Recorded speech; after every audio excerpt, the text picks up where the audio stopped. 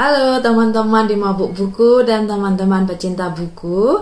Apa kabar? Semoga kalian semua baik-baik saja dan sehat-sehat saja. Kali ini bersama saya, Weda Swarovski, akan membahas sebuah buku yang diterjemahkan dari bahasa Jepang. Buku apakah itu? Ini dia bukunya. Bukunya berjudul The Memory Police atau sudah diterjemahkan menjadi Polisi Kenangan. Buku ini ditulis oleh Yoko Ogawa dan diterbitkan di Indonesia oleh Gramedia Pustaka Utama. Tahun terbitnya adalah, sebentar saya lupa, 2020. Yoko Ogawa adalah pengarang dari Jepang yang sudah menulis dari sejak tahun 1988 hingga saat ini sudah 20 karyanya yang diterbitkan. 20 itu ada yang novel dan juga ada yang non-fiksi. Berbagai penghargaan juga sudah diterima oleh Yoko Ogawa. Nah, pertama saya akan jelaskan dulu isi bukunya, baru masuk ke bagian review ya teman-teman.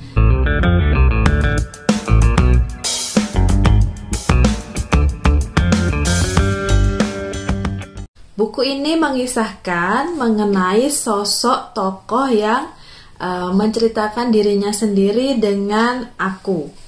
Tidak disebutkan namanya, hanya disebutkan bahwa profesinya adalah seorang penulis novel. Begitu juga dengan nama-nama tokoh lainnya. Selain tokoh aku, ada tokoh pria tua, ada tokoh si pembuat sepatu, si pembuat topi, dan juga editor R dan istri editor R. Tidak ada nama yang disebutkan. Nah, di sini si tokoh aku itu menjadi pusat cerita dan sudut pandang penceritaannya adalah sudut pandang orang pertama. Jadi si aku menceritakan mengenai seluruh isi cerita yang ada dalam buku ini.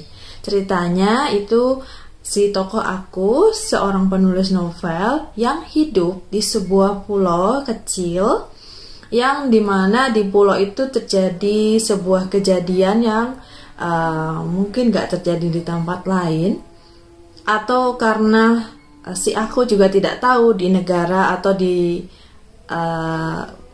bagian lain selain pulau itu juga terjadi hal yang sama atau tidak. Tapi hanya cerita dari buku ini berkisah di kejadian di sebuah pulau kecil yang tidak bernama, tempat tinggal si tokoh aku.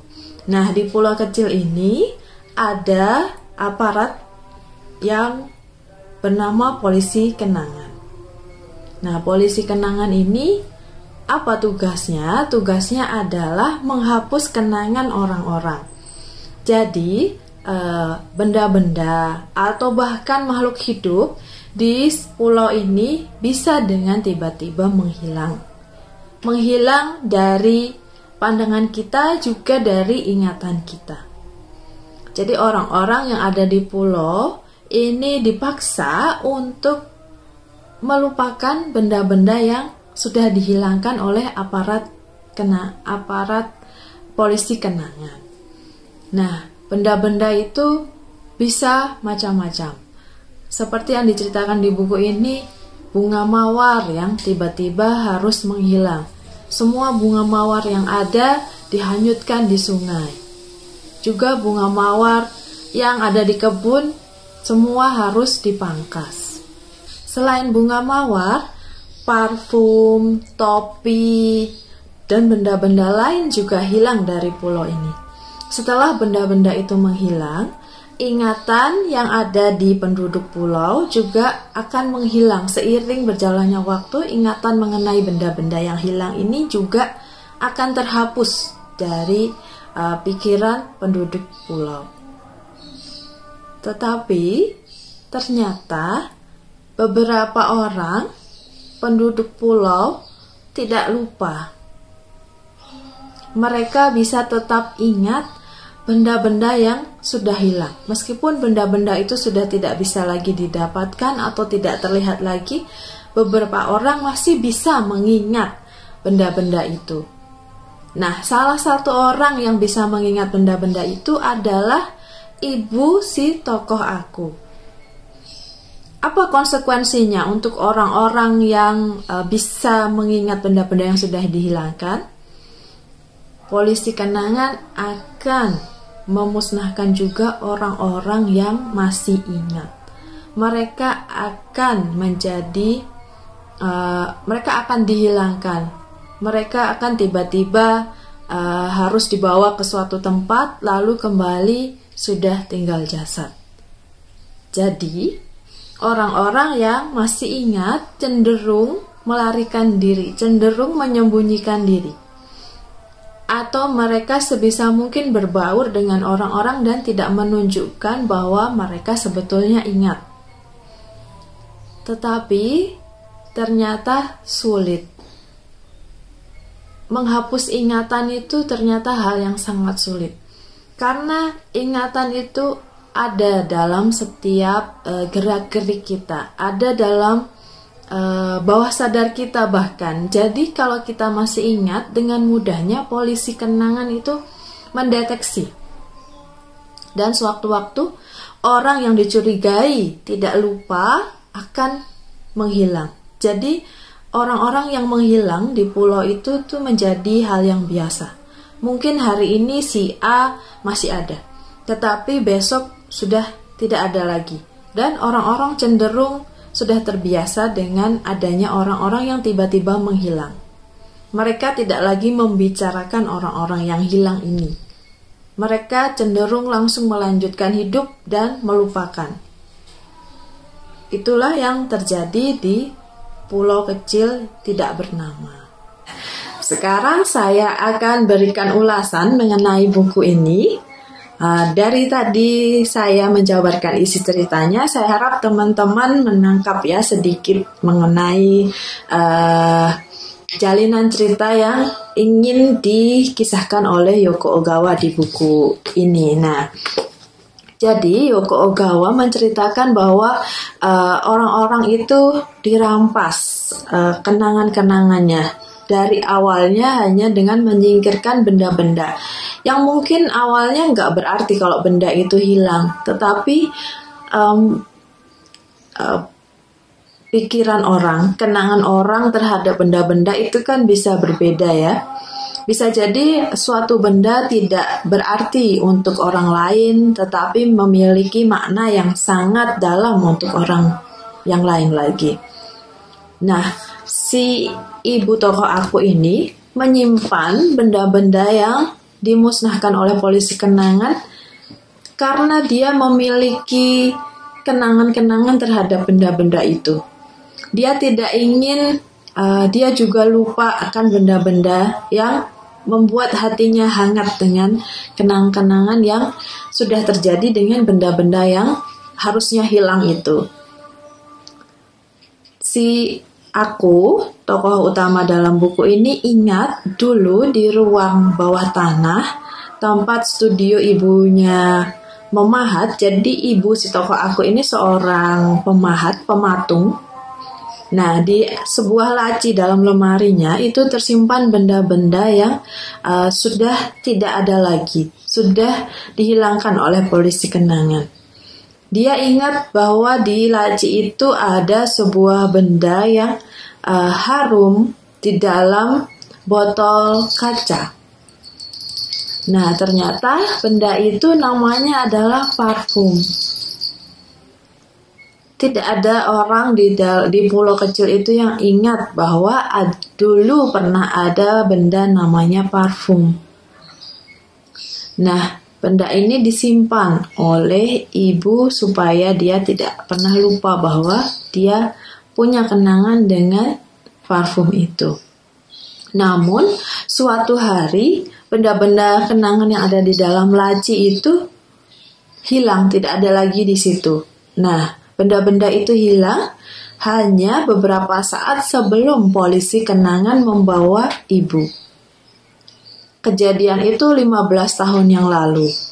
Jadi 15 tahun yang lalu, ibu mendapat surat peringatan bahwa ia dibutuhkan untuk sebuah riset rahasia oleh polisi kenangan dan dia harus ikut.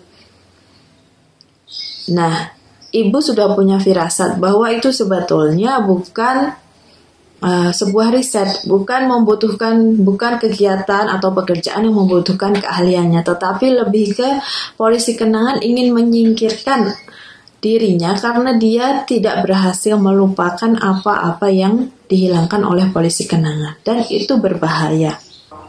Membaca novel ini, saya menangkap bahwa kisah ini adalah distopia seperti mimpi. Kisah yang terjadi di sebuah pulau yang tidak bernama, yang awalnya saya kira benda-benda yang hilang, lalu ingatan juga akan memudar karena kita sudah tidak melihat lagi bendanya. Sudah tidak lagi mengalami kenangan-kenangan dengan benda tertentu. Tetapi ternyata setelah membaca kisahnya sampai akhir, saya menangkap justru polisi kenangan memaksa orang-orang melupakan sebuah benda yang masih bisa mereka lihat. Tetapi karena mereka lupa, lama-lama benda yang meskipun nyata itu menjadi tidak nyata lagi. Mereka menghilang bersama ingatan. Hingga akhirnya orang-orang lupa bahwa mereka masih memiliki hal-hal yang membuat mereka hidup. Tokoh aku dalam novel ini sepanjang cerita digambarkan sedang mengerjakan proyek novelnya yang keempat, yang mengisahkan mengenai seorang pengetik yang kehilangan suaranya. Nah, mengikuti perkembangan novel ini seakan-akan kita masuk ke dalam kabut yang semakin menebal. Dari awalnya benda-benda yang dengan mudah hilang dan dilupakan oleh si tokoh aku, menjadi sebuah benda yang sangat dekat dengan si tokoh aku yang harus hilang, yaitu novel. Padahal si tokoh aku berprofesi sebagai penulis dan dia menulis cerita fiksi, menulis novel. Di pulau itu berbagai kemungkinan seolah-olah tertutup. Orang-orang seperti dicabut dari akarnya. Ketika bunga mawar, ketika topi, ketika parfum, dan benda-benda lainnya menghilang, mereka seperti lupa dengan hal-hal yang membuat mereka hidup. Seperti kebebasan, seperti ekspresi diri, seperti passion, semuanya diredam. Hingga akhirnya tidak ada lagi tujuan untuk hidup. Ketika orang-orang sudah tidak punya tujuan untuk hidup, apalagi yang bisa dilakukan?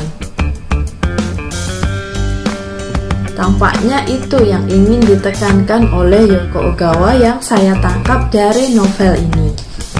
Nah, kalau dari teman-teman yang sudah membaca, gimana? Boleh tulis di kolom komentar. Atau teman-teman yang belum membaca mungkin tertarik untuk membaca, setelah membaca boleh sharing. Atau kita nanti kapan-kapan diskusi bareng di live weekend discussion bersama tim di Mabuk Buku mengenai buku ini juga bisa. Jadi itu sedikit review dari saya untuk buku ini. Semoga teman-teman tertarik untuk membacanya dan terus dukung tim di Mabuk Buku, karena tim kami berusaha mengajak semakin banyak orang-orang suka membaca buku. Jangan lupa subscribe dan like video ini. Terima kasih.